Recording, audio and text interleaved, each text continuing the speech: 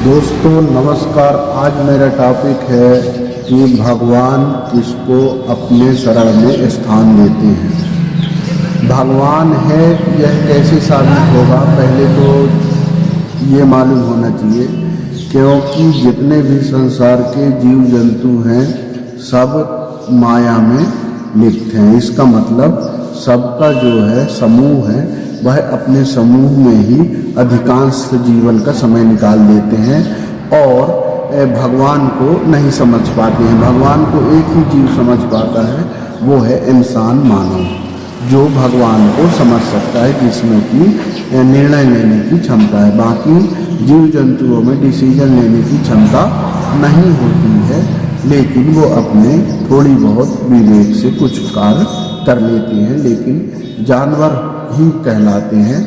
जानवर का मतलब होता है कि हम किसी कार्य को बिना सोचे समझे करना, वह भी जानवर का कार्य होता है। तो आज मैं बताऊंगा कि भगवान अपने शरण में किसको अपना लेते हैं, ऐसा हम कौन सा कर्म करते हैं या हमको ऐसे क्या त्याग करना पड़ता है जिसके कारण हम ईश्वर के शरण में जाते हैं। क्योंकि ईश्वर के रूप अनेक हैं और ईश्वर एक है। भगवान एक है, रास्ते अनेक है। इसका दूसरा ये है। तो दोस्तों, यदि आप मेरे साथ जुड़े हैं और मेरे अच्छे मोटिवेशनल वीडियो, आध्यात्मिक वीडियो को देखते हैं, तो कहता हूँ प्लीज़ सब्सक्राइब करें और लोगों को जोड़ें, ताकि कुछ नई जानकारियाँ भी आपको मिलती रहे। इसमें कोई बहुत बड़ी बात नहीं है कि हम जो है संसार को त्याग दें और संसार को त्यागने के बाद हम क्या पाते हैं। 99% जो है संसार को त्याग नहीं सकते हैं और सबकी उत्पत्ति किसी न किसी समूह से हुई है, चाहे चींटी हो या हाथी हो। हाथी के बच्चे होंगे तो हाथी के समूह में ही रहेंगे और समूह में रहने के कारण उसमें प्रेम भाव रहता है, उसी को हम माया कहते हैं। और वही इंसानों में भी है या अन्य जीव जंतुओं के समूह में भी है, वही माया है। दूसरा माया क्या होता है कि जीव यदि पहचानने लगता है कि मैं किसको पहचानने का मतलब चाह, प्रेम, व्यवहार, तो हम यदि किसी दूसरे को चाहने लगते हैं, प्रेम करने लगते हैं, तो भी हम क्या करते हैं, उससे हमारा मोह हो जाता है, माया हो जाता है, हम उससे जुड़ जाते हैं। और कई ऐसे बहुत से लोग हैं दुनिया में, जैसे बहुत से लोग कहते हैं कि मैं पिक्चर देखता हूँ तो मुझे इस हीरो का पिक्चर सबसे अच्छा लगता है, ये हीरोइन सबसे अच्छा है। तो जो सबसे अच्छा है उससे हमको प्रेम हो गया, तो वो हमको अच्छा लगने लगा।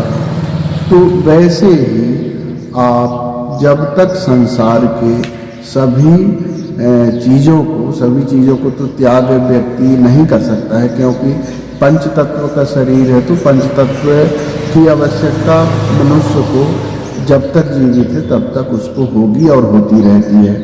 सांस लेना, भोजन करना, यानी भोग जो भी पंच तत्वों के हैं, पानी है, आग है, हवा है, आकाश और भी चीज़ें, मिट्टी है, मिट्टी से जो उत्पादन होगा उसका भी तो उसका उपयोग नहीं करेगा तो वो जीवित नहीं रह सकता है। तो जीवित रहने के लिए भी हमको पंच तत्व की चीज़ों और वस्तुओं को और पंच तत्व की आवश्यकता होती है, बिना उसके हम जीवित नहीं रह सकते हैं। लेकिन भगवान पंच तत्व से भी परे हैं। यदि आप ईश्वर के शरण को प्राप्त करना चाहते हो और यदि ईश्वर जिसको अपने शरण में लेते हैं वो संसार की जो माया है उसको किसी व्यक्ति के मन जो है माया से अलग कर देते हैं, तो वह व्यक्ति जो है संसार को भगवान रूप में देखने लगता है, या फिर उसके मन में ये आती है कि संसार में जो भी है ईश्वर के हैं और इनसे हमारा कोई संबंध नहीं है, लेकिन ये भगवान के ही रूप में है और मुझे भगवान के शरण की ही आवश्यकता है, लेकिन संसार के लोग जो भगवान के शरण में मुझे सुख है, भगवान के शरण में जो आनंद है, भगवान के नाम में जो आनंद है, उनकी भक्ति में जो आनंद है, उससे संसार में कुछ नहीं है। संसार सिर्फ एक माया रूपी है और संसार आकर्षण रूपी है, जिसके कारण हमें संसार से अधिकांशतः दुख मिलता है सुख की अपेक्षा। यदि संसार में सुख मिलने लगे और संसार में सुख सबको मिलने लगे तो हो सकता है कि भगवान की भक्ति कोई ना करेगा, क्योंकि वास्तविक जो सुख है और वास्तविक जो आनंद है, जिससे कि व्यक्ति की मन इंद्रियां सभी का संतुलन और सभी शांत रह सकते हैं, उसका एक ही डिसीजन है कि संसार के माया से हटना या संसार को अपना हम ना समझें। ये सबसे बड़ी व्यक्ति की भूल होती है कि संसार को अपना समझता है, तो संसार अपना नहीं होता। इसका एक बहुत से गाने भी हैं कि संसार है झूठी कल्पना रे, भाई कोई नहीं अपना रे, राम नाम जपना रे, भाई कोई नहीं अपना रे। तो दुनिया जो है, ये संसार है, ये संसार सिर्फ दिखावे के लिए है, लेकिन क्या हम जाते हैं तो अपने साथ लेकर के क्या जाते हैं और लेकर के हमने क्या आया। इसका भी है कि मुट्ठी बांध के आने वाले हाथ पसारे जाएगा और धन दौलत जगीर से तूने क्या पाया क्या पाएगा। तो हम इस संसार में लेके तो कुछ नहीं आए हैं, न लेके कुछ जाएंगे। सिर्फ एक ही चीज व्यक्ति लेके जाता है, वो है भक्ति। और भक्ति का दूसरा जो नाम है वो है प्रेम। आप कितने लोगों को अपने प्रेम और मन की पवित्र शक्ति से जोड़ सकते हैं कि आपकी चाह लोगों में कितनी बनती है। वो भी एक भक्ति का रूप है कि हम अपने प्रेम को किस तरह से लोगों में बांट सकते हैं। यदि आप लोगों में अपने प्रेम को बांटने की शक्ति जागृत करते हैं तो निश्चित रूप से आप भगवान के भक्ति की ओर अग्रसर बढ़ रहे हैं। क्योंकि जब तक व्यक्ति में संसार के प्रति प्रेम जागृत नहीं होगा, वह सब समस्त जीवों को एक समान नहीं समझेगा और खुद को ये नहीं पहचानेगा कि मैं भगवान के भक्ति के लिए ही जन्म लिया हूँ। जब तक उसके अंदर आत्मा में ये बात नहीं आएगी, तब तक वह संसार को नहीं त्याग सकता है, न ही भगवान के शरण उसको कभी मिल सकता है।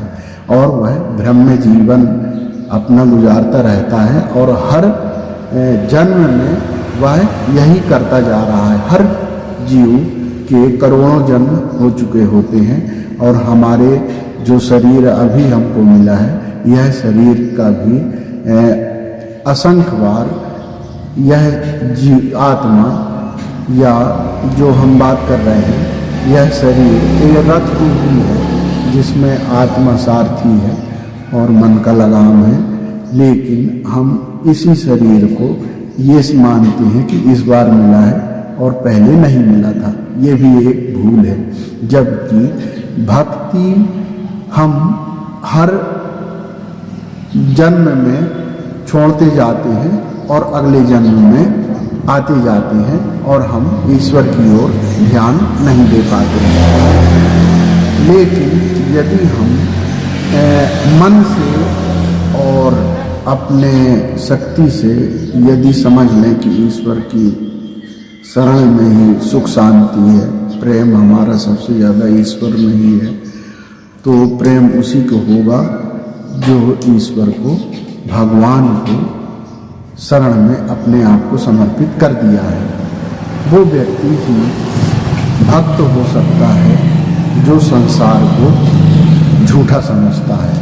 वास्तव में संसार है झूठी कल्पना रे, भाई कोई नहीं अपना रे, राम नाम जपना रे, कोई नहीं अपना रे। तो संसार झूठा है। जब तक हमको ये ज्ञान नहीं होगा कि संसार झूठा है, तब तक हम ईश्वर के सच्चे भक्त नहीं बन सकते हैं।